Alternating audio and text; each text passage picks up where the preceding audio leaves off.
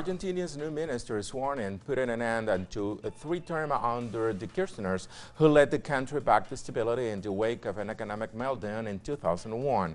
During his campaign, new President Mauricio Macri had promised to launch sweeping reforms from day one. He has vowed to end what he considers protectionist import restrictions, cut taxes on agricultural exports, and scrap the official exchange rate, puffing up the Argentine peso.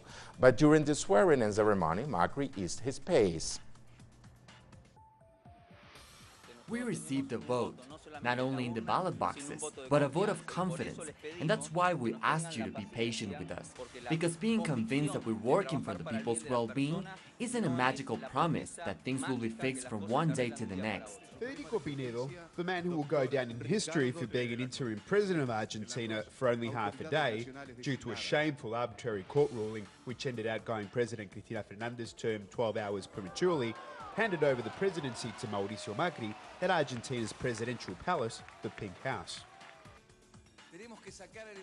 We must remove confrontation from center stage and replace it with harmony, development, and growth. Through irrational fights, nobody wins. Through consensus, we all win. Mauricio Macri, the man who promised dialogue and consensus, got what he wanted. Cristina Fernandez, who made an exit from her two-term rule with an approval rating just short of 60%, out of the picture on his inauguration day. This is what I want, that we can call and express ourselves freely in Argentina, that we can think differently, but are able to work together.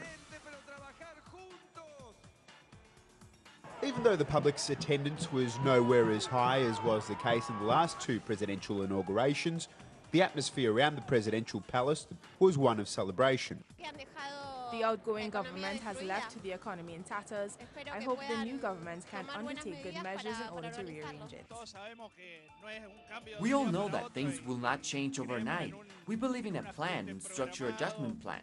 We will support these austerity measures because we are aware that if we tighten our belts, we will be able to move forward.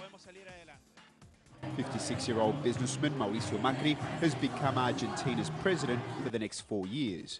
He faces an uphill battle. His new government will be tested right down to the limit from very early. Beyond today's formalities and the party atmosphere you can see here behind me, tomorrow morning Mauricio Macri wakes up to the real problems that Argentines are facing, such as a spiralling and out-of-control surge in prices across the last few weeks, and also the currency devaluation his government has announced, which will undoubtedly erode the buying power of millions of Argentina's working class. From Buenos Aires, Poblete, teleSUR.